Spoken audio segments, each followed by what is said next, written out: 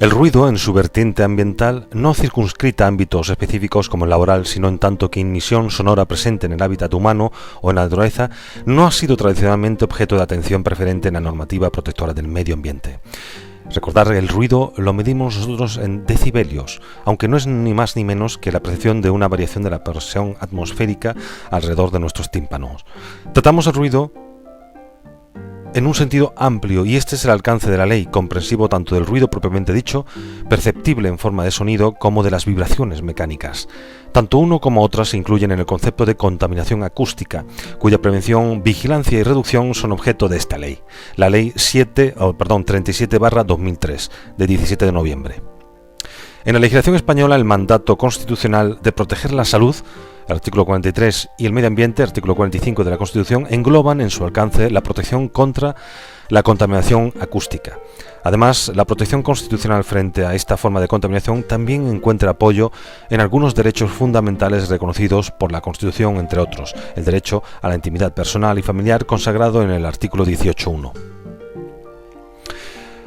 La propia ley anteriormente descrita encuentra su desarrollo reglamentario en cada comunidad. Aquí veremos a modo de ejemplo el desarrollo reglamentario de la Comunidad Autonómica de Andalucía. Si accedemos a la base de datos de la normativa andaluza, tenemos el decreto 6/2012 de 17 de enero, publicado en Boja, que versa sobre el reglamento de protección contra la contaminación acústica en Andalucía y se modifica en el Real Decreto 357 de 2010, por el que se aprueba, que modifica el decreto 357 porque se aprueba el reglamento contra la protección de la calidad del cielo nocturno frente a la contaminación lumínica, es decir, funde estos dos conceptos, ruido e iluminación. La estructura del propio decreto lo podéis ver aquí claramente, está dividido en títulos, cada título en capítulos. El primer título versa sobre las disposiciones generales, objeto, ámbito de aplicación, definiciones, etc. El segundo título versa sobre instrumentos de evaluación y gestión de la calidad acústica. El primer capítulo define las áreas de sensibilidad acústica.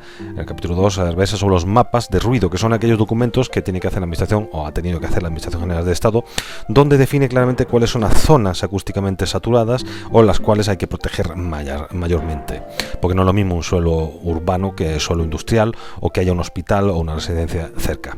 El capítulo 3 versa sobre el régimen especial de determinadas zonas acústicas. El capítulo 4 incide sobre las incidencias en planes y programas de infraestructuras. En el tercer título tenemos las normas de calidad acústica. Aquí está el interesante capítulo 2 sobre límites admisibles de ruidos y vibraciones. Aquí tenemos también el capítulo 3 sobre aislamiento acústico, el capítulo 4 sobre normas de medición y valoración del propio ruido. Y en el título cuarto tenemos las normas de prevención acústica, qué hay que hacer, qué planes hay que poner en marcha para intentar minimizar las emisiones acústicas y lumínicas. El título quinto, el control y disciplina acústica. Y luego tenemos unas instrucciones técnicas como los índices acústicos, los métodos y procedimientos de evaluación, el contenido mínimo de estudios acústicos, los contenidos de los informes, el contenido del estudio de cumplimiento del documento básico de protección contra ruido, código técnico, y los limitadores, controladores y el control de la emisión de ruidos por vehículos y motor y ciclomotores. Si nos vamos al capítulo interesante que es el ámbito de aplicación, podéis ver que prácticamente toda la actividad industrial está incluida, excepto las actividades militares, que se regirán por su legislación específica, y las actividades domésticas o comportamientos de la vecindad, cuando la contaminación producida por aquellos se mantengan dentro de los límites permitidos, solamente dentro, porque si superan lo que estipula la ordenanza, sí queda directamente estipulado. La actividad laboral respecto a la contaminación acústica producida por esta en el correspondiente lugar de trabajo, que se regirá, como es evidente, por la propia normativa. También es interesante irnos escuetamente o brevemente al título, digamos, tercero, donde vienen definidos los límites. Los límites, que es un punto muy interesante. Por ejemplo, en el artículo 30 tenemos que cuando se refiere el propio reglamento a los valores, se refiere directamente a que no podrán superarse los valores estipulados en unas ciertas tablas. Por ejemplo, para actividades y nuevas infraestructuras portuarias de competencia autonómica local, o cualquier nuevo resto de nuevas infraestructuras de competencia autonómica local, tenemos la tabla octava, donde dice o define perfectamente los sectores de territorio con predominio solo de uso residencial, uso industrial, uso recreativo, y aquí tenéis o veis claramente que depende del suelo donde se desarrolla la actividad, tendrá unos valores límites concretos u otros. Tenemos los valores L sub D, L sub E y L sub N, es decir, los valores diurnos, los vespertinos y los nocturnos, quedando limitadas así las zonas horarias. También referidos que los números, los índices, se miden en decibelios. Decibelios que serán conformados con los sonómetros de tipo 1, como establece y conforma la propia normativa. Todo el ordenamiento jurídico da pie a una herramienta de defensa de la propia vecindad que muchos años atrás no tenía o carecía de un cuerpo normativo concreto para hacer frente a esas quejas que producían las actividades económicas, que en un momento dado podrían contener acústicamente y crear una molestia muy diferenciada. Anteriormente hemos hecho referencia en el propio decreto al Código Técnico de Edificación.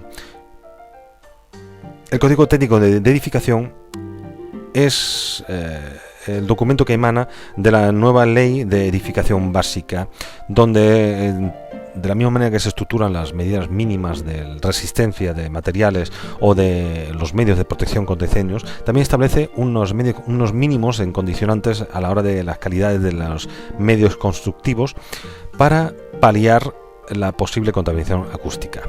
Es decir, el concepto de los aislamientos acústicos queda aquí muy bien definido. Es decir, a la hora de estipular unas tabiquerías, unas paredes medianeras, es muy importante la calidad constructiva para que efectivamente ese aislamiento acústico sea correctamente conformado. En las instrucciones técnicas de finales del decreto anteriormente mencionado, de la Junta de Andalucía, quedaba también estipulado el contenido mínimo de un informe mínimo que, como tantas otras actividades, deben conformarse. A modo de ejemplo, os quiero presentar un modelo de informe acústico aquí conformado. Este modelo en concreto, aunque queda conformado con la normativa anterior, los puntos importantes son que hay que definir en todo momento la actividad. En este caso es una cafetería con música, con permisos de música. Hay que definir las fuentes acústicas, ya sean los sistemas de música propiamente dicho, la cocina o los extractores, o también el tema de aire acondicionados con sus compresores. Hay que definir todas las fuentes emisoras de ruido, y luego hay que someterlo a una evaluación acústica. Una evaluación acústica midiendo directamente los niveles de emisión externa, cómo someter la estructura a un control del aislamiento acústico. Un aislamiento acústico que tiene que quedar definido con una fuente acústica que el propio técnico pondrá en el interior de la instalación, marcando un ruido rosa de unos 100 decibelios y evaluando qué ruido de este ruido sale o emana de la propia estructura, conformando así los parámetros de aislamiento acústicos de colindantes laterales, colindantes superiores y el aislamiento acústico ruido aéreo de fachadas, que en este caso concreto, en las actividades de ruido de contingencias públicas de música, queda conformada en 40 decibelios. Es decir, el aislamiento acústico entre dentro y fuera de la actividad económica tiene que estar conformado con un no menos de 40 decibelios. Para todo aquello de vosotros que quiera profundizar en la materia, está a vuestra disposición tanto el Código Técnico de Edificación, que lo tenéis también a disposición en la propia página web ahí conformada, o el PDF completamente descargado, que lo tenéis también en el entorno web del aula digital. La conformación o la profundización de este estudio evidentemente conlleva una formación técnica específica. Es decir, un técnico medioambiental, a la hora de cumplimentar todos aquellos documentos que una actividad económica deba cumplir, como por ejemplo antes hemos dicho la emisión, el control de vapores volátiles al ambiente, o la emisión de aguas residuales, o en este caso la emisión o el informe del cumplimiento de las condiciones acústicas, deberá recurrir en todo caso, siempre que no sea el mismo posible hacerlo, a entidades especializadas totalmente conformada que sean capaces de emitir este tipo de informe. No olvidaros que a la par el técnico medioambiental no tiene que saber hacer todo, solamente tiene que saber qué documentación y registros debe tener la empresa para cumplir con todo el ordenamiento jurídico vigente. Con esto damos por finalizado la parte de contaminación de aires y una vez más os doy las gracias por vuestra atención.